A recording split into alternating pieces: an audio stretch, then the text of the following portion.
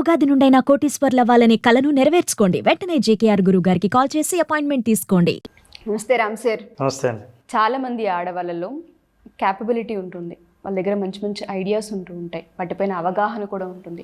చాలామంది women's MBA finish చేసి మార్కెటింగ్లో pro అయిన వాళ్ళు కూడా ఉంటుంటారు. బట్ ఎక్కడో వంటగదికి ఇంటికి మాత్రమే పరిమితమై ఆఫ్టర్ మ్యారేజ్ లైఫ్ ఆగిపోతూ ఉంటుంది.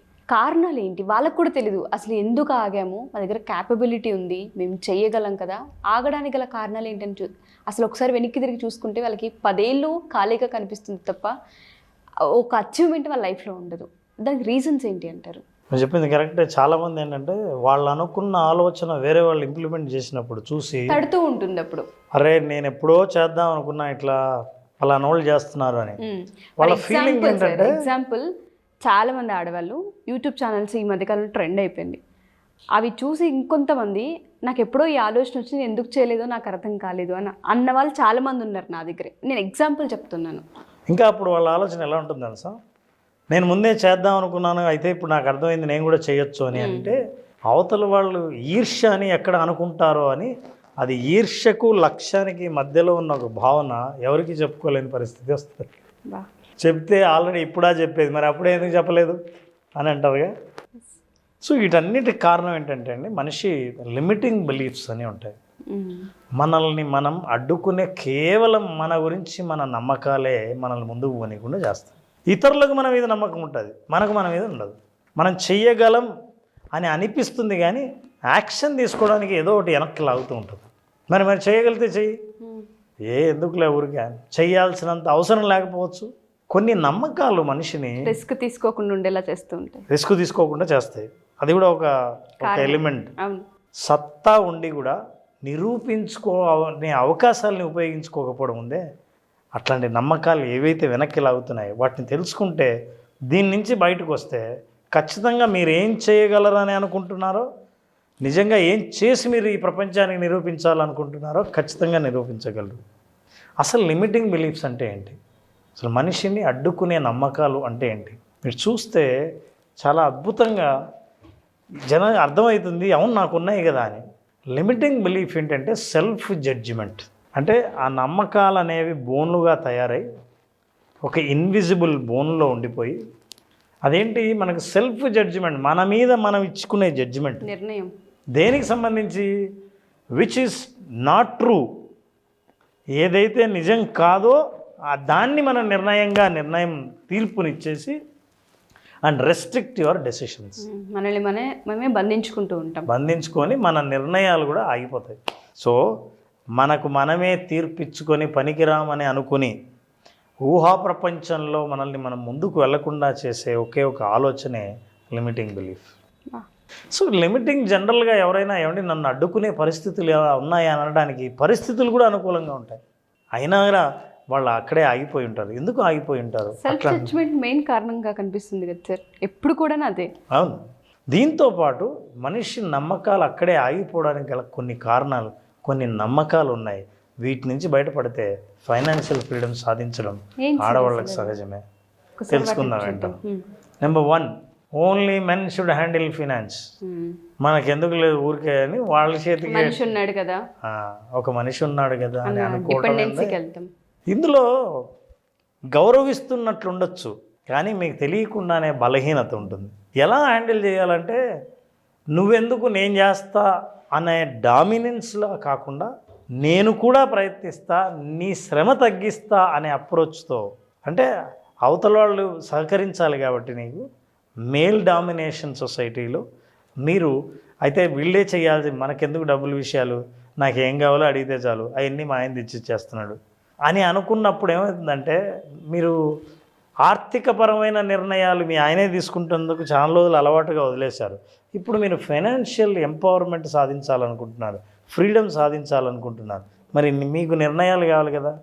మీకు తెలియకుండా ఎక్కడో, ఫర్ ఎగ్జాంపుల్ రెస్టారెంట్కి వెళ్తే ఆర్డర్, నాకు పలానా తినాలి, అదొద్దు, అదేం బాగుండదు, ఇది తీసుకోండి ఎవరు.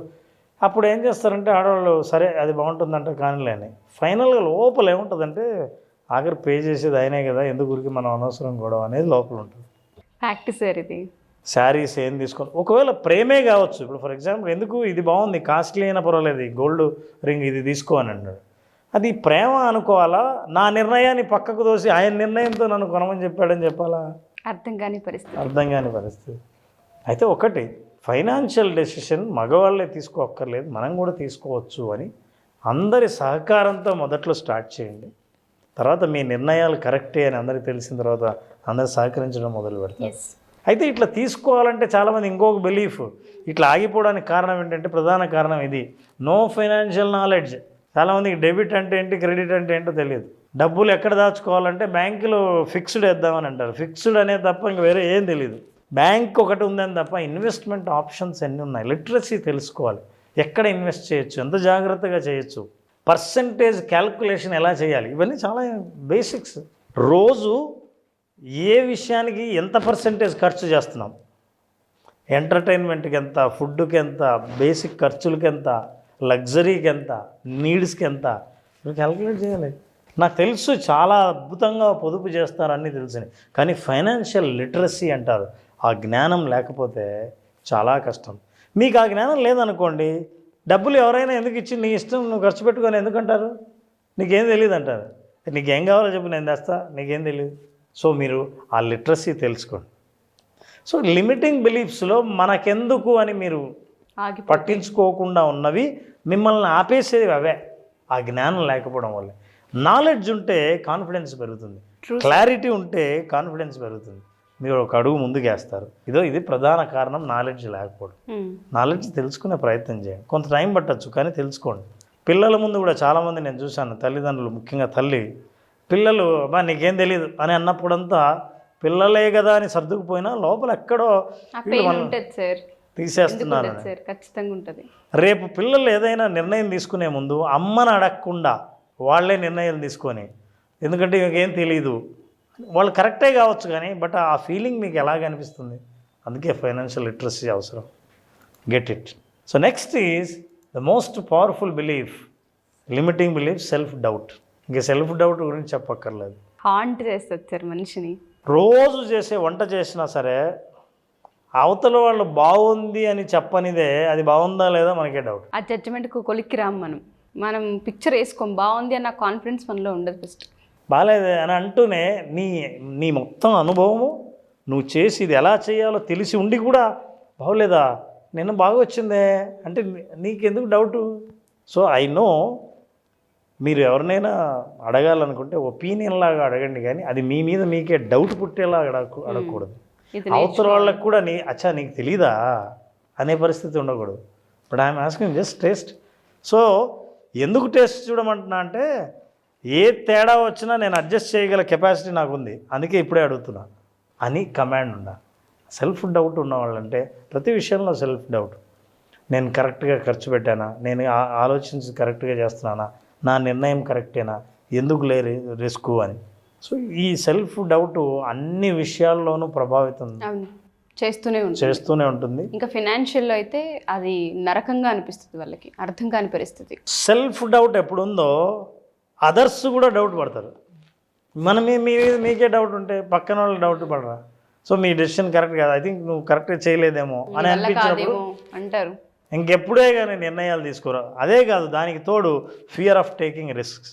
అరే మీకు తెలియకుంటే తెలుసుకొని ఎక్కడ ఇన్వెస్ట్ చేస్తే ఏది కరెక్టో అని మీరు నాలెడ్జ్ని కొంచెం గెయిన్ చేసి, నాకు తెలుసు అండి మనకు చాలామంది కౌన్సిలింగ్ వచ్చిన వాళ్ళు కూడా హస్బెండ్ భయపడుతుంటే వైఫ్ సెర్చ్ చేసి వాళ్ళ ఎగ్జాంపుల్స్తో సహా చూపిస్తారు, ఏం పర్లేదు నువ్వు ఇలా చేయొచ్చు, ఇలా చేశారు ఒకరు ఎవరో నేను చేయడం చూశాను, నువ్వెందుకు ఇలా చేయకూడదు అని వాళ్ళే ఇన్ఫర్మేషన్ కలెక్ట్ చేసి ఇస్తుంటారు.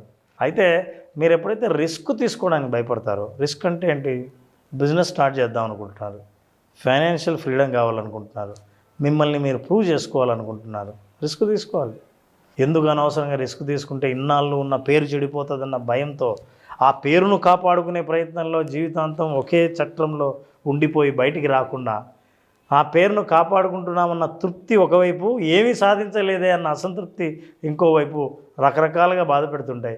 నిజంగా ఒక్కోసారి సంతోషపడాలో బాధపడాలో తెలియని అర్థం కాని కన్ఫ్యూజన్ కూడా పరిస్థితి. ఉంటుంది. తృప్తి ఏముండదు సార్ జీవితాల్లో. సమాజం కోసం మాత్రమే అలా ఉంటారు తప్ప వాళ్ళకి తెలుసు సెల్ఫ్గా ఎంత వాళ్ళని హాంట్ చేస్తున్నాయి, వాళ్ళ టాలెంట్ ఎక్కడ ఆగిపోతుంది, ఎందుకు రిస్క్ చేయలేకపోతున్నారు, సెల్ఫ్ జడ్జ్మెంట్కి ఎందుకు వస్తున్నారు, సెల్ఫ్ డౌట్ అసలు వాళ్ళు ఎలా పుడుతుందన్న వాటిపైన వాళ్ళకి ఒక అవేర్నెస్ ఎప్పటికప్పుడు ఉంటుంది. బట్ ఏది నోరు తెరిచి మాట్లాడరు, నోరు తెరిచి ఎక్స్ప్రెస్ చేయరు అసలు. అట్లా ఎక్స్ప్రెస్ చేయని వాళ్ళు నేను ఎలా ఎక్స్ప్రెస్ చేయాలి, నేను ఎలా ఉండాలి అని తెలుసుకోవడానికి ఓ పని చేయొచ్చు. Search for a role model. చాలామందికి రోల్ మోడల్ ఉండదు. నేను ఎవరి మాదిరి ఉండాలి, ఒక రోల్ మోడల్ ఉండాలి. ఎందుకంటే రోల్ మోడల్ నాకు ఇష్టమైన వాళ్ళు, నేను వెళ్ళాలనుకున్న దారిలో ఆల్రెడీ వెళ్తున్న వాళ్ళని చూస్తే వాళ్ళు ఆల్రెడీ దారి ఏర్పాటు చేశారు, మీరు ఫాలో అవటమే. సో అట్లాంటి వాళ్ళు ఎవరు రోల్ మోడల్ లేకపోవడం వల్ల వాళ్ళు ఎలా మాట్లాడతారు, వాళ్ళ డ్రెస్సింగ్ ఎలా ఉంటుంది, వాళ్ళ నిర్ణయాలు ఎలా ఉంటాయి, వాళ్ళు ఏ రంగంలో ఉన్నారు, ఎలా పాపులర్ అయ్యారు, ఇన్ని విషయాలు తెలుస్తాయి. లేకపోతే మీకు మీరే ఇన్వెంట్ చేయాల్సి వస్తుంది. So lack of role models వల్ల కూడా మనకు ఏం చేయాలో తెలియని అయోమయ స్థితిలో మనిషి కన్ఫ్యూజ్ అవ్వడం కాకుండా ఆ బిలీఫ్స్ ఎప్పుడు పటాపంచలు అవుతాయంటే లిమిటింగ్ బిలీఫ్స్. కొత్త నమ్మకాలు ఏర్పడాలంటే సక్సెస్ ఆల్రెడీ సాధించిన రోల్ మోడల్స్ని కనుక మీరు చూడగలిగితే, మీకు ఇష్టమైన వాళ్ళని మీరు వెతికి పట్టగలిగితే, అప్పుడు మెల్లిమెల్లిగా మీ చైన్స్ మొత్తం విరిగిపోవడం మొదలు పెడతాయి. మీరు బంధ విముక్తులు అవ్వడం గ్యారంటీ. శృంఖలాల నుంచి తిరిగి బయటకు వచ్చి అప్పుడు పూర్తి స్వేచ్ఛను మీరు పొందే అవకాశం ఉంటుంది. సో అట్లా పొందినప్పుడు స్వేచ్ఛ కలిగిన మహిళ తనకు కావాల్సిన నేను అనుకున్న జీవితాన్ని నేను జీవిస్తున్నా అన్నప్పుడు అప్పుడు ఆ విజువలైజేషన్ చేసిన తర్వాత వాళ్ళు ఇలా కనిపిస్తారు మనకి. బా ప్రశాంతమైన మైండ్ సెట్, ప్రశాంతము, ఆనందము తాండవిస్తుంటే తృప్తి, సాటిస్ఫాక్షన్ అనేది లైఫ్లో ఎలా ఉంటుందని. ఆ తృప్తితో మనిషి ఎక్కడికి వెళ్ళినా సరే నలుగురిలో కలిసినప్పుడు ఎలా ఉంటారంటే celebration. That is what is actually visualization for women. ప్రతి ఉమెన్ కూడా ఈ జీవితాన్నే కోరుకుంటుంది కానీ ఎక్స్ప్రెస్ చేయలేరు. Thank you Ram sir, thank you so much. Thank you so much. Suman టీవీలో మీ పర్సనల్ అండ్ బిజినెస్ ప్రమోషన్స్ కోసం కింది నెంబర్కి కాంటాక్ట్ చేయండి.